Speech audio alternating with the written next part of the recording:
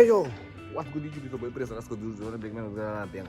Hey guys, so sad guys. It's no serious as long as it's Nyathi missed a great opportunity like you celebrate, you know what I'm saying?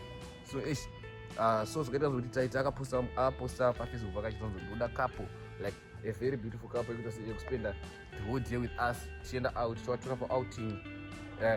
But manje muwarachira couple imanje vanhu vese ma couples muchaposta mu pictures enyu mu comment section iwo une munhu wako, then all based on us tienda nem outing muchinochika zvenyumari. So vanhu vakawanda vakaposta ma different couples vakashata vakanaka zvidhafu zvidhunda maslender football.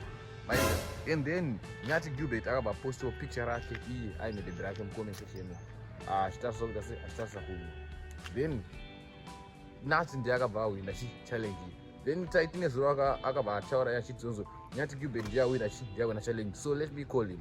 Achipafonera Nyathi pavideo. Then Nyathi akaita munyama kuti Nyathi anogara kuJoburg side kuMpumalanga, of which kure zvisingaite neCape Town. Maybe it's like 2 days traveling from there kuya kuno Cape Town.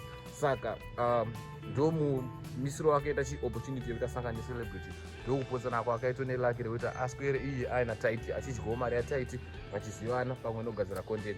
Tongoti try again next time my brother Nyathi tafula dzinowanika maopportunities anouya like nguva dzakasiyana-siyana. You definitely get another opportunity yekusangana necelebrity. Since wato celebrity next time ndo uchatoposta kuti no ndoda imwe couple kuita sei yekuswera nayo chichi, I'm saying. So yeah, TyTyie said achiri kutsvaga imwe couple. So we don't know who is next. Maybe couple ingaselect kana kuti chi akati achatsvaga vamwe vari padhuze expand a day with them. So you guys make sure you comment down in the comment section which couple do you think TyTyie ndio achachoose kuti spend the day nayo, which couple do you think kuti ichadya mari yaTyTyie for the whole day. Tingoti sorry my brother Nyathi, please try again next time. But TyTyie nevaibvira wengo wasenderawo mari yangoida kuspenda nawo chi day nawa naNyathi since variwo futi vakambowina challenge yako yemusic yakamboita yekukunakiki.